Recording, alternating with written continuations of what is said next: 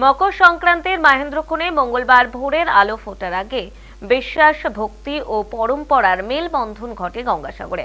মঙ্গলবার সকাল থেকেই শুরু হয় পুণ্যস্নান, আর তার আগে থেকে গঙ্গাসাগরে আসতে শুরু করেন পুণ্যার্থীরা। যত সময় যাচ্ছে তত ভিড় বাড়ছে সাগর অভিমুখে। এদিন সকালে গঙ্গাসাগরে পুণ্যস্নান করলেন রাজ্যের মন্ত্রী সুজিত বসু এবং রাজ্যের মন্ত্রী রথীন ঘোষ। পুণ্যস্নানের পাশাপাশি বাংলার মানুষের মঙ্গল কামনা করলেন তারা। কালো যাইয়ে কালো গেঞ্জি সরে যাও একটু। পিন্টু দা, পিন্টু মন্ডল।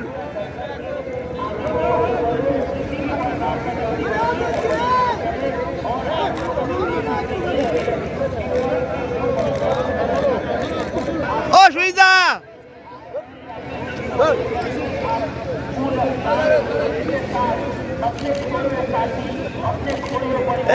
কালো যাইয়ে কালো গেঞ্জি সরে যাও একটু। পিন্টু দা। মকর সংক্রান্তি উপলক্ষে সকল পুণ্যার্থীদের প্রণাম, শ্রদ্ধা, অনেক শুভেচ্ছা। আর রাজ্য সরকারের পক্ষ থেকে খুবই ভালো অ্যারেঞ্জমেন্ট। সরকারের মাননীয় মুখ্যমন্ত্রী মমতা বন্দ্যোপাধ্যায় তিনি সব দিক দেখে যাতে সকল পুণ্যার্থীদের কোনো অসুবিধা না, সব রকম ব্যবস্থা তিনি করেছেন। আর খুব ভালো লাগে। মানুষের কল্যাণ হোক, মানুষের মঙ্গল হোক, মানুষ ভালো থাকুক।